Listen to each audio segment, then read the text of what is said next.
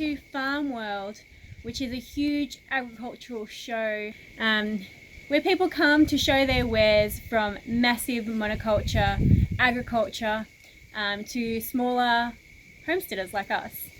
So we went there last year, and we also went again this year to be inspired or re-inspired on our homestead.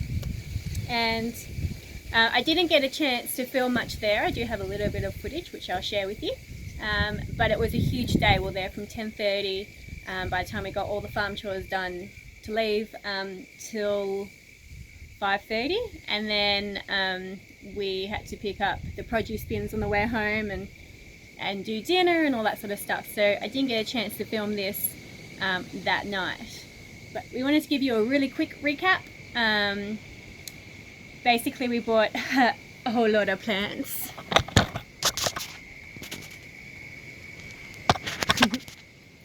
These are all natives except for the Tagasaki, but one of the things we wanted to do this year was to add in a zone 5 or a wooded lot where we can harvest firewood from in years to come, where native animals can come. And a lot of the trees that I got were gums, but flowering gums. So we've got food for the bees and birds and stuff like that, and just really pretty to look at, and put in some floral arrangements because I love native floral arrangements. Ugh, that was hard to get out.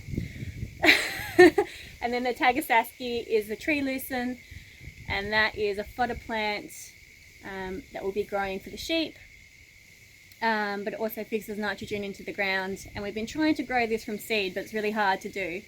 So we found these. They're $1.20 each for all of the plants. So there's the tree lucerne. It's $1.20, so we thought we might as well get some of those for a head start, and then we'll continue trying to grow it from seed. We've also got some lily pillies in there, which are another native, but they provide fruit, so we'll pop them in the food forest, or another section of the farm. We're not quite sure yet where those will go, but I've wanted a lily pilly for a long time.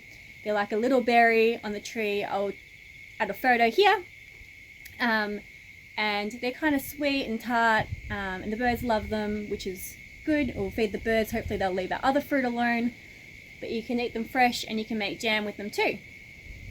And then one more thing that we saw this year that we didn't see last year was a company in Australia that uses Pat Colby's natural farming methods. Now, we have Pat Colby's natural farming book, which we're in the process of reading, but we found her natural sheep care book, so we bought that just to kind of reinforce some of the things we're doing and try and do it better, because while Paul has knowledge with sheep, we're certainly not experts and we're still trying to learn.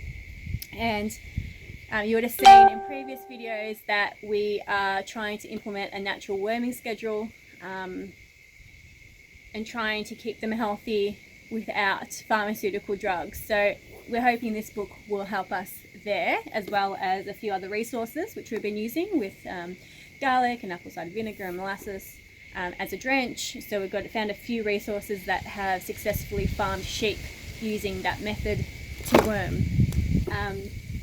But yeah, so this company sells all the minerals that Pat Colby uses in her book, which was awesome because I've struggled to find that from the stock feeders.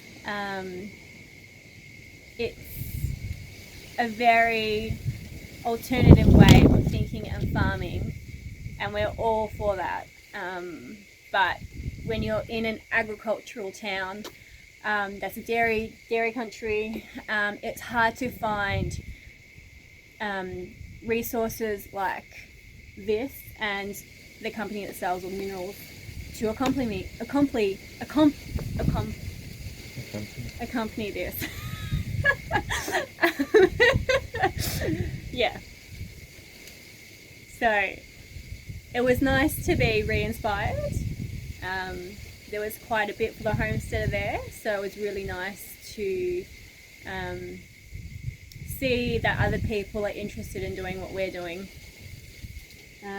Although there was a lot of huge industry there, like huge primary industry agriculture companies there, which is fine. That's, you know, what farm world is. But it was nice to be on the other side of that and be a small producer and have that catered for too.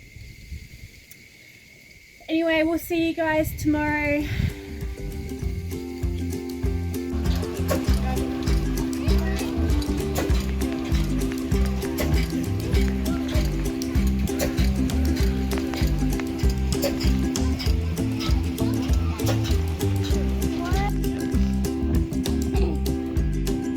Come on, ladies and gentlemen, give him a round of applause. He's also got the draw of those other horses there, and he's choosing to honour the mark versus going over there and eat some grass with those other two.